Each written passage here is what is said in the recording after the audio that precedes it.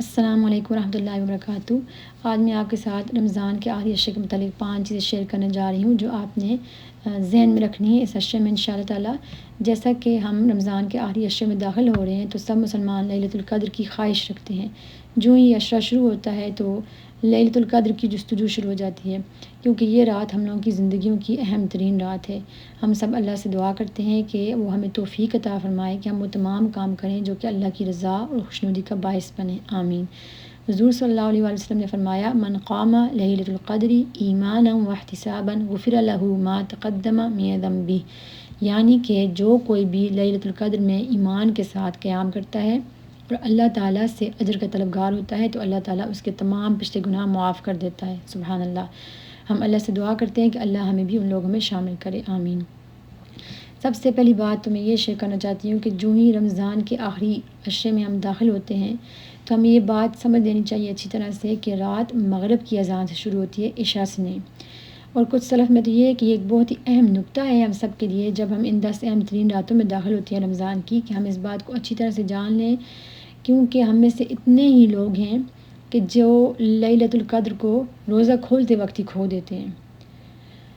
وہ کیسے کھوتے ہیں؟ کیونکہ افطار کے وقت ہو سکتا ہے کہ گپ شپ کے دوران جب آپ فیملی کے ساتھ بیٹھے ہوں تو آپ کسی کی غیبت کر لیتے ہیں، یا آپ کسی کی دل آزاری کر لیتے ہیں، یا آپ کوئی ایسا عمل کر دیتے ہیں کہ جو آپ کو نہیں کرنا چاہیے، جو اللہ تعالیٰ کی نظر میں قابل قبول نہیں ہے۔ ابن قدامہ رحمہ اللہ کہتے ہیں کہ لوگوں کی اکثریت رات کے پہلے حصے میں ہی لیلۃ القدر کھو دیتے ہیں۔ تو یہ ایک بہت ہی زیادہ خطرناک بات ہے، ہمیں اس کا بہت دھیان رکھنا چاہیے۔ یہ کوئی بھی کامنٹ ہو سکتا ہے جو کہ آپ نے افطاری کے وقت کیا، یا رستے میں کسی کو کچھ کہہ دیا یا کچھ کر دیا، یا کوئی مذاق ایسا ہو سکتا ہے جو آپ کو نہیں کرنا چاہیے تھا۔ لیکن ہمیں یہ ذہن میں رکھنا چاہیے کہ اب نماز ہو چکی ہے، اذان مغرب کی، ہمارا ٹائم جو وہ شروع ہو چکا ہے۔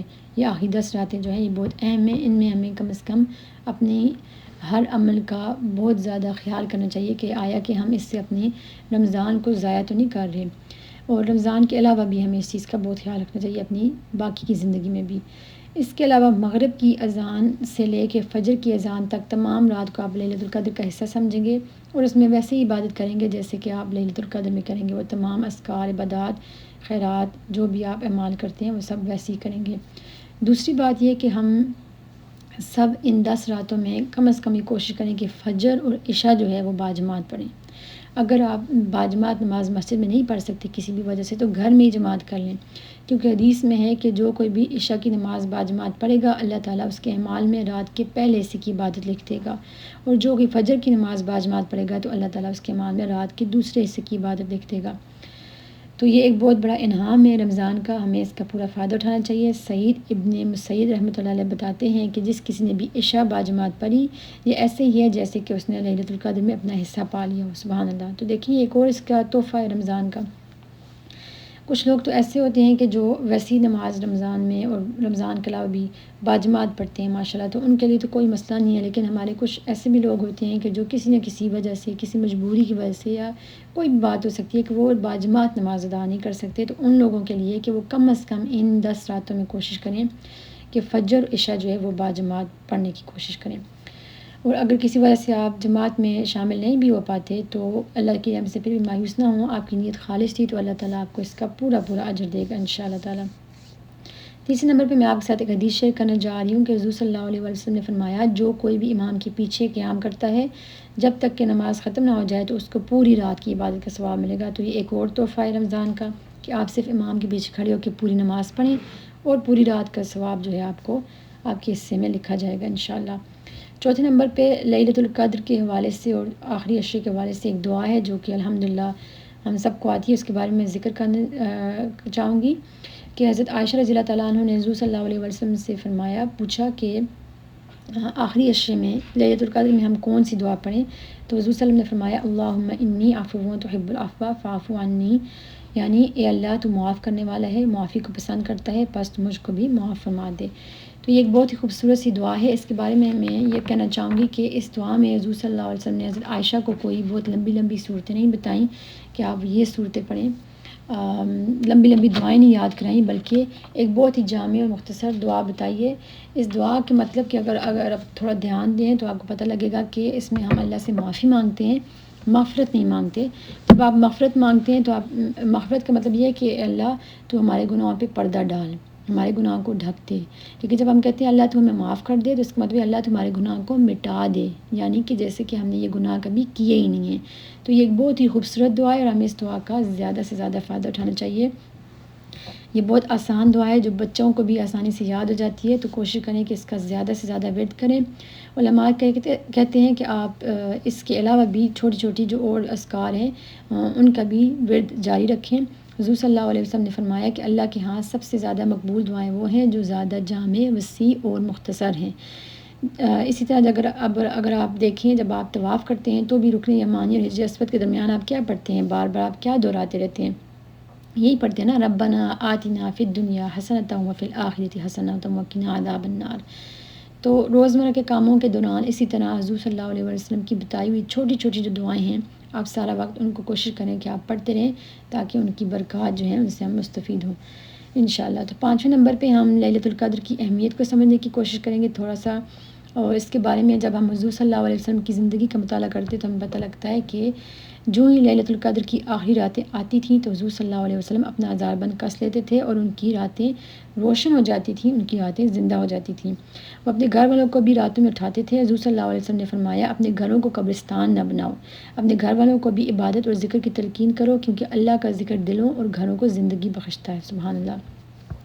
حضرت عائشہ رضی اللہ تعالیٰ عنہ فرماتی ہیں کہ حضور صلی اللہ علیہ وسلم پورا سال کوئی ایسا ٹائم نہیں تھا کہ جب وہ پوری رات عبادت میں مشغول ہوں، ساری رات نہیں جاگتے تھے سوائے ان 10 راتوں کے. ان 10 راتوں میں حضور صلی اللہ علیہ وسلم مسلسل جاگ کے اللہ کی عبادت کرتے تھے، زیادہ سے زیادہ ذکر و اذکار کرتے تھے تاکہ وہ اللہ کی زیادہ سے زیادہ خوشنودی حاصل کر سکیں. تو ہمیں بھی جس قدر ہو سکے حضور صلی اللہ علیہ وسلم کی پیروی کر سکیں ضرور کریں. امام شافعی رحمۃ اللہ علیہ اس حدیث کے بارے میں یہ کہتے ہیں کہ جب صحابہ کرام کی زندگیوں کو ہم دیکھتے ہیں تو ہمیں معلوم ہوتا ہے کہ کچھ صحابہ راتوں کو عبادت کو ترجیح دیتے تھے اور کچھ قرآن کی تلاوت میں زیادہ مشغول رہتے تھے، کچھ رات بھر دعا میں لگ رہتے تھے اور کچھ رات بھر صدقہ و خیرات میں گزار دیتے تھے. ہر ایک کی روٹین مختلف ہوتی تھی، سب ایک طرح کے کام نہیں کر رہے ہوتے تھے کیونکہ حضور صلی اللہ علیہ وسلم کی تلقین یہ تھی کہ اپنی راتوں کو زندہ کرو. تو وہ تمام کام ایسے کرتے تھے کہ جو وہ کر سکتے تھے، جس کی پاس جتنی استطاعت تھی وہ اس حساب سے ویسے اچھے اعمال، اچھی نیکیاں کمانے کی کوشش کرتا تھا. اس لیے ہمیں سمجھنا بہت ضروری ہے کہ وہ تمام کام جو ہمیں رمضان میں کرنے کی ویسی بھی تلقین کی گئی ہے ان کی اہمیت اور بھی زیادہ بڑھ جاتی ہے جو ہی ہم ان آخری 10 راتوں میں شامل ہوتے ہیں. اس لیے کوشش کریں کہ اس عشرے کی ہر رات میں کوئی نہ کوئی ایک ہی عمل ایسا ہو جو اگر آپ زیادہ نہیں کر سکتے تو ضرور کریں کہ جس سے ہم اللہ کی رضا کا حصول ہمیں مل سکے. امام نووی رحمۃ اللہ علیہ فرماتے ہیں کہ ہمارے مفکرین کہتے تھے کہ رمضان کے مہینے میں سخاوت کا مظاہرہ کرنا بہت زیادہ اجر کا باعث بنتا ہے، خاص طور پر آخری عشرے میں، کیونکہ حضور صلی اللہ علیہ وسلم کی تقلید اور پیروی کرنے کا بہترین وقت رمضان کی 10 راتیں ہیں. اس لیے حضور صلی اللہ علیہ وسلم کے بارے میں جتنی حدیث آپ نے پڑھی ہیں کہ آپ صلی اللہ علیہ وسلم رمضان میں ایسے کرتے تھے، ان کی پیروی کرنے کی ضرور کوشش کریں. اگر سب باتوں کی نہیں بھی کر سکتے تو کوئی ایک بات ہی آپ چن لیں، یہ ایک عمل اٹھا لیں کہ جی یہ کام ہم نے ضرور کرنا ہے انشاءاللہ تعالیٰ. اگر آپ غور کریں تو آپ کو یہ معلوم ہوتا ہے کہ دعا اور صدقہ جو ہے اس کا بہت ہی گہرا تعلق ہے قدر یا قسمت کے ساتھ. کیونکہ اللہ تعالیٰ کے نبی پاک صلی اللہ علیہ وسلم نے فرمایا 2 چیزوں کا اثر آپ کی قسمت پر ہوتا ہے، ایک دعا اور دوسرا صدقہ و خیرات. صدقہ و خیرات سے انسان کی زندگی بڑھتی ہے اور دعا انسان کی تقدیر کو بدل سکتی ہے. تو اس لیے ہمیں زیادہ سے زیادہ دعائیں کرنی چاہیے. اس حدیث سے ہمیں پتہ لگتا ہے کہ دعا کی بھی کتنی زیادہ اہمیت ہے. صدقہ خیرات کے ساتھ ساتھ ان 10 راتوں میں آپ جو بھی کوئی خیر کا عمل ہو سکتا ہے ضرور کریں. آپ خود اندازہ کریں کہ جب ان چیزوں کو، ان اچھے کاموں کو آپ لیلۃ القدر پہ کرتے ہیں تو اس کا کتنا دوہرا اور دوہرے سے بھی زیادہ دگنا چگنا اجر ہوتا ہے. اور آپ یہ ذہن میں رکھیں کہ جب آپ یہ نیک اعمال کریں تو آپ سلف کی پیروی کر رہے ہیں، کسی نہ کسی طرح سے آپ حضور صلی اللہ علیہ وسلم کی اطاعت کر رہے ہیں. ہو سکتا ہے جیسی رات آپ نے گزاری ہے ویسی رات کسی صحابی نے بھی گزاری ہو رمضان میں، یا کم از کم آپ یہ امید تو کر سکتے ہیں نا کہ ایسی رات کسی صحابی نے بھی گزاری ہوگی. آخر میں اعتکاف پہ میں تھوڑی سی بات کروں گی کہ اعتکاف کا کیا فائدہ اگر آپ پھر بھی سب لوگوں سے رابطے میں ہیں. اعتکاف کا مطلب تو یہ کہ اللہ تعالیٰ سے آپ خود کو ریکنیکٹ کریں اور دنیا سے تھوڑا الگ تھلگ رہ کے کچھ وقت اپنی زندگی اور اس کے مقصد پہ غور کریں، اپنے خالق پہ غور کریں اور اللہ سے تعلق کو مضبوط بنائیں. لیکن اگر آپ پھر بھی فون پہ ہی مصروف ہیں، لوگوں سے رابطے میں ہیں، مختلف ایپس استعمال کریں، سوشل میڈیا پہ ایکٹیو ہیں، تو ہو سکتا ہے کہ آپ سے بہتر وہ شخص ہے جو کہ اعتکاف پہ تو نہیں بیٹھا، لیکن وہ اپنے وقت کو بڑی عقلمندی سے گزار رہا ہے، سوچ سمجھ کے گزار رہا ہے، اللہ کی عبادت کر رہا ہے، ذکر اذکار کر رہا ہے۔ اس لیے اس بات کا بہت دھیان رکھیں، مغرب کی اذان کے ساتھ ہی فون کو سائڈ پہ رکھ دیں، اور کوئی ضروری بات ہے تو اس کو فٹافٹ کر کے بس فون بند کر دیں، کیونکہ ہمیں پتہ ہے کیسے 2-3 منٹ کی بات جو ہے وہ آدھے گھنٹے میں بدل جاتی ہے اور ہمارا بہت سا وقت ضائع ہو جاتا ہے۔ اور جو لوگ اعتکاف پہ نہیں ہیں ان سے بھی یہ کہوں گی کہ اپنی ان 10 راتوں کا زیادہ سے زیادہ فائدہ اٹھانے کی کوشش کریں، اور زیادہ سے زیادہ ذکر اذکار عبادت کریں۔ حضور صلی اللہ علیہ وسلم ان 10 راتوں میں خود کو ہر چیز سے الگ تھلگ کر دیتے تھے۔ یاد رکھیں کہ لیلۃ القدر اٹھا لی گئی تھی کیونکہ حضور صلی اللہ علیہ وسلم باہر آ گئے تھے جب 2 صحابی آپس میں جھگڑ رہے تھے۔ اللہ تعالیٰ نے حضور صلی اللہ علیہ وسلم اور صحابہ سے لیلۃ القدر کو اٹھا لیا تھا، اس لیے ایسی کوئی کام، ایسا کوئی عمل نہ کریں کہ جس سے آپ اس خوبصورت سعادت سے محروم ہو جائیں۔ فرشتے راستے میں ہوں اور آپ کی طرف آ رہے ہوں، لیکن اچانک سے آپ کوئی ایسا کام کر دیں کہ فرشتے واپس چلے جائیں۔ اللہ تعالیٰ سے دعا ہے کہ وہ ہماری مدد فرمائے ان 10 راتوں کو زندہ کرنے اور ان کی برکات سمیٹنے میں۔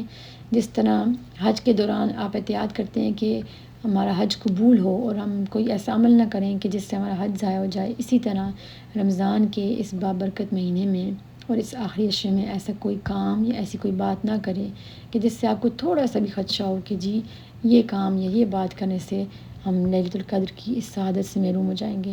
اللہ تعالیٰ ہمیں توفیق دے کہ ہم ان راتوں کا بھرپور فائدہ اٹھائیں اور اللہ تعالیٰ کے محبوب بندوں میں شامل ہو سکیں۔ آمین۔ السلام علیکم ورحمۃ اللہ وبرکاتہ۔